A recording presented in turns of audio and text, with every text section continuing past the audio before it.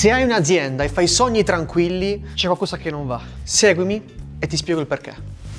Benvenuto su 5 Step to ROI. Io sono Sonny e per molti imprenditori sono il signore del tempo. Perché? Perché è la vera risorsa di un'azienda. Per gli imprenditori significa avere più soldi in meno tempo, significa poter prendere nuovi clienti, poter prendere nuovi progetti senza doverne assumere nemmeno altre persone. Per i dipendenti significa non portarsi il lavoro a casa, significa una vita più equilibrata, significa meno stress. Su questo canale aiuto ad aumentare la redditività delle aziende, liberando tempo e ottimizzando spese e guadagni anche tramite automazione. Per cui iscriviti al canale e attiva la campanella se vuoi dare più valore al tuo tempo. Se vuoi invece scoprire cosa possiamo fare per la tua attività, clicca sul link in descrizione e prenota una consulenza gratuita. Ma al mentre torniamo al video di oggi. Oggi parliamo di risk management, una di quelle materie che nell'ultimo secolo è esplosa, in realtà negli ultimi 50 anni più o meno, e questa materia è una materia molto sviluppata all'interno delle aziende, delle corporate, ma delle grandi multinazionali che decidono di avere un piano di sviluppo importante all'interno dell'azienda. Tendenzialmente, quando io parlo di piani di sviluppo, parlo di piani che toccano i 10, 20, 30, 40 anni, quindi parliamo di piani seri.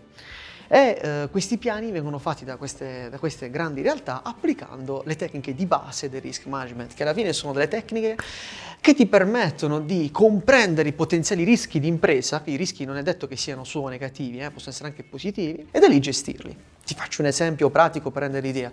Un esempio positivo potrebbe essere il fatto che domani mattina passi da 10 clienti al giorno a 1000 clienti al giorno, perché lanci un nuovo prodotto, un nuovo servizio super figo che tutti quanti vogliono. Che fai? Tu hai la gestione, la struttura per gestire questo flusso di 100 volte superiore? Se sì, bravo, se no ti attrezzi, ti prepari per arrivare a una struttura tale per cui puoi sopperire a questo potenziale rischio. D'altra parte ci possono essere dei rischi negativi, come per esempio la pandemia ci ha dimostrato a tutti quanti che oggettivamente ci può essere anche un rischio biologico a livello proprio mondiale, che oggettivamente quando c'è scoppia, che fai? Come lo gestisci? Su questo ci sono tantissime aziende da cui possiamo imparare. Vi faccio un esempio su tutti dell'azienda che secondo me ha gestito la crisi pandemica al meglio, e non solo questa crisi, poi adesso che te la spiego comprenderai in autonomia quali altre crisi ha gestito bene. Sto parlando della famosa Netflix. Netflix cosa ha fatto? Netflix, non so se te ne sei accorto, ma durante la pandemia ha continuato a far uscire nuove serie TV, nuovi film. E solamente la gente si chiedeva, ma come fa Netflix a filmare altri video, filmare altri film, fare queste tipologie di attività? Semplicemente c'è un perché dietro. Netflix ha poi reso pubblico il piano di risk management che loro avevano interno per gestire i rischi in caso pandemico. Cioè, signori, sto dicendo che Netflix ha un reparto interno aziendale che studia i rischi globali che potrebbero succedere, X qualsiasi, e si attrezza per sopperire a questi rischi. Roba allucinante se ci pensiamo. Però oggettivamente è così che funziona. È così che in un mondo così veloce, frenetico, dove oggettivamente ogni giorno cambiano robe, come fai? Come si fa a star tranquilli con la stessa mentalità, con la stessa tipologia di approccio? Bisogna avere dei piani d'azione per sopperire a queste tipologie di problematiche che sono comuni. La pandemia ce l'ha insegnato, ma da lì ci sono anche tante altre problematiche che sono nate anche in questi anni e che sono diventate ormai la normalità per tantissime aziende. E tra questo voglio collegarmi, appunto per questo gancio, voglio collegarmi con un nostro cliente che si occupa di brockeraggio di energia elettrica. Questo cliente per me penso che è stata la persona che a livello emotivo mi ha dato di più. Mi ha fatto capire veramente cosa vuol dire fare l'imprenditore, ma ancora prima essere imprenditore. Ti spiego. Questa azienda, siamo andati in questa attività, ho deciso di seguirla in prima persona perché c'era un rapporto con questa persona qui che si è creato negli anni, e da lì ho deciso di erogare insieme dei servizi di consulenza legati proprio allo studio dell'attività e alla creazione di un piano di espansione. Cosa è successo? Che mentre entriamo in azienda e la mattina nel giro di un paio d'ore scoppia la guerra che tutti quanti noi conosciamo. E è successo un paio d'ore dopo il nostro arrivo, scoppia la guerra in Ucraina. Questa notizia E oggettivamente noi pensavamo fosse, diciamo, una notizia soltanto a livello, diciamo, nazionale, che non ci colpisse direttamente.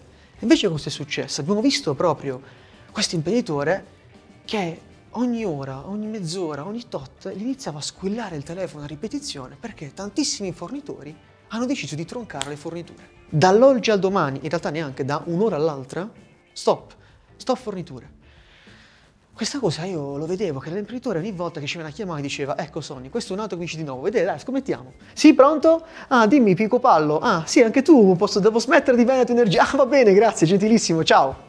E poi bestemmiava, però poi si riprende e vabbè dai, ne abbiamo ancora 10, 9, 8, 7, 6 di fornitori, 5, 4, 3, 1. Quando andiamo all'ultimo fornitore, guardo nei suoi occhi veramente la voglia di dire: ok, qui c'è una cosa che non va. La situazione è diventata molto seria. Lui aveva una struttura di oltre 20 persone da mantenere e nel giro di poche ore ha dovuto subire quella situazione e reinventarsi.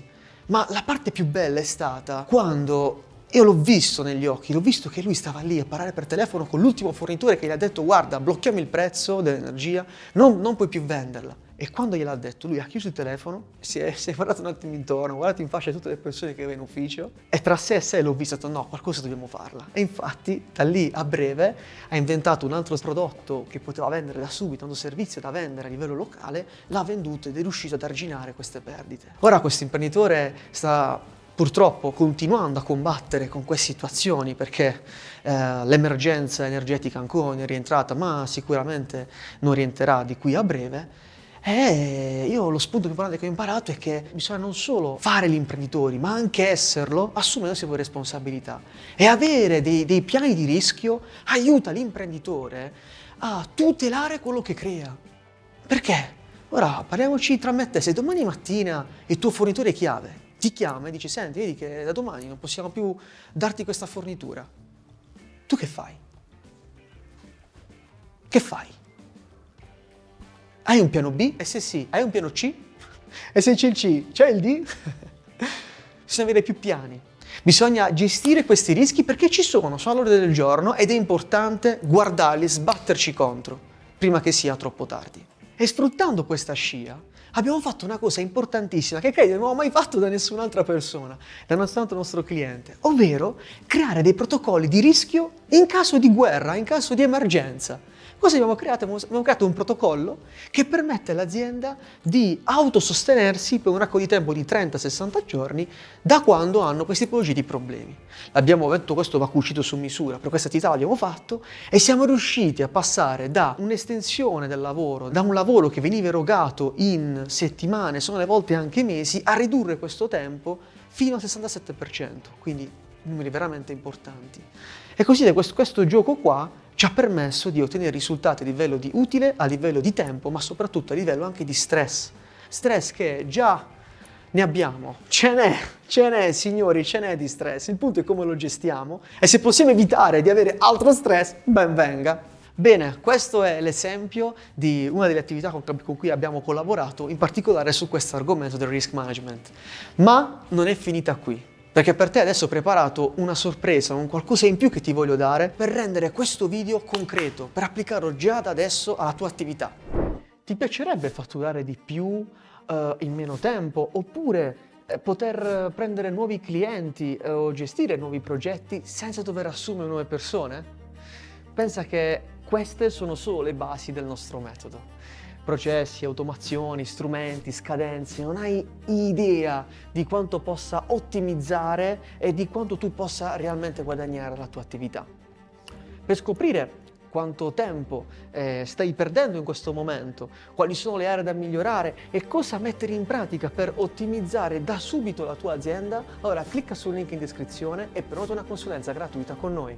L'esercizio che ti consiglio di fare è quello di chiuderti in una stanza, prendere carta e penna, sederti e con totale umiltà e serenità scrivere tutti quelli che potrebbero essere i potenziali rischi che possono portare la tua azienda a gambe all'aria sostanzialmente, che possono far chiudere la tua attività dall'oggi al domani. Scrivili tutti e prendi consapevolezza del fatto che ci sono, ok? Poi sul come agire puoi già, secondo me, su alcuni intervenire in autonomia, ma se dovessi aver bisogno di un confronto, noi ci siamo, ci fissi una consulenza con noi, parliamo e vediamo se possiamo collaborare insieme. Per me è solo un piacere poterti dare una mano e poterci alleviare da tutte le sofferenze che purtroppo inevitabilmente ti possono colpire e se possiamo evitare, ben venga. Bene, con questo è tutto, ci vediamo al prossimo video e a presto. Ciao!